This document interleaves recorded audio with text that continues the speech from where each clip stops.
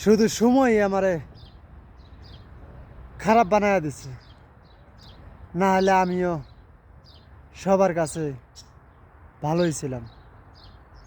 এই প্রবাসে মাটিতে আসার পর সবার চোখের যেন একটা বিষ হয়ে গেছে, কারোর মনে কোনো জায়গা নাই। আর এই প্রবাসে মাটিতে আসার পর কারোর ঠিক মতো দিতে পারি না, না কর্ম নাই, দিমো কোন থেকে? নিজের তো খাওয়ার টাকা নাই, দিমো কোন থেকে? যদি নিজে খাইতে পারতাম, যদি নিজের খাওয়ার মতো থাকতো, নিজের খাওয়া দাওয়া যদি কিছু দিয়ে রাখতে পারতাম প্রবাসে মাটিতে, তাহলে সবার দেওয়া যায়। কারণ নিজেই তো খাইতে পারি না, আর দিমু কারে? আর ভালো মানুষ হইমু কার কাছে? দিতে পারলে সবার কাছেই ভালো, না দিতে পারলে কারোর কাছেই ভালো না। এ হলো এক দুনিয়া।